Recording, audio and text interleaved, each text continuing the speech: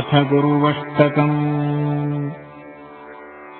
शरीरं सुरूपं तथा वा कलत्रं, यशश्चारुचित्रं धनं मेरुतुल्यं, मनश्चेन्न लग्नं गुरोरङ्घ्रिपद्मे, मनश्चेन्न लग्नं गुरोरङ्घ्रिपद्मे। ततः किं ततः किं ततः किं ततः किं, कलत्रं धनं पुत्रपौत्रादि सर्वं, गृहं बान्धवाः सर्वमेतद्धिजातम्, मनश्चेन्न लग्नं गुरोरङ्घ्रिपद्मे, मनश्चेन्न लग्नं गुरोरङ्घ्रिपद्मे। ततः किं ततः किं ततः किं ततः किं, षडङ्गादिवेदो मुखे शास्त्रविद्या, कवित्वादिगद्यं सुपद्यं करोति, मनश्चेन्न लग्नं गुरोरङ्घ्रिपद्मे, मनश्चेन्न लग्नं गुरोरङ्घ्रिपद्मे।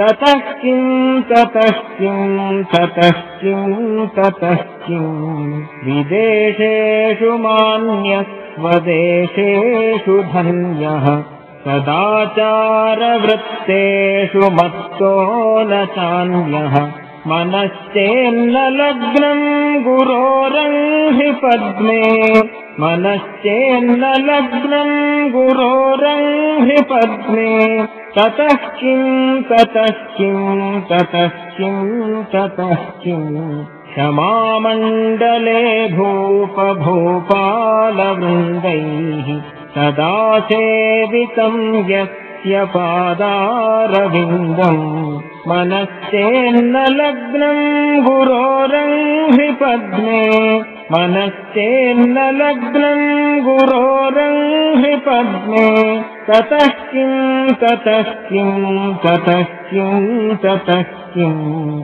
यशो मे गतं दिक्षु दानप्रतापात्, जगद्वस्तु सर्वं करे यत्प्रसादात्, मनश्चेन्न लग्नं गुरोरङ्घ्रिपद्मे, मनश्चेन्न लग्नं गुरोरङ्घ्रिपद्मे।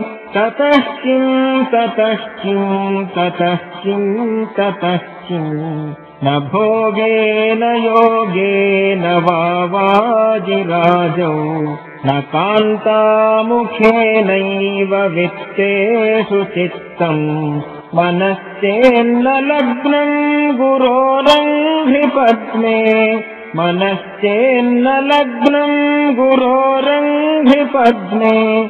ततः किं ततः किं ततः किं ततः किं, अरण्येन वा स्वस्य गेहेन कार्ये, न देहे मनो वर्तते मे त्वनर्घ्ये, मनश्चेन्न लग्नं गुरोरङ्घ्रिपद्मे, मनश्चेन्न लग्नं गुरोरङ्घ्रिपद्मे।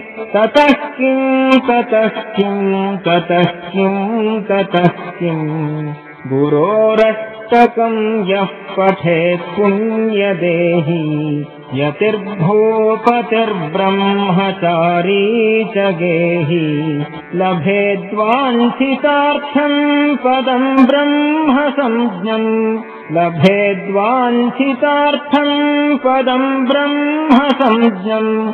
गुरोरुक्तवाक्ये मनो यस्य लग्नम्, गुरोरुक्तवाक्ये मनो यस्य लग्नम्।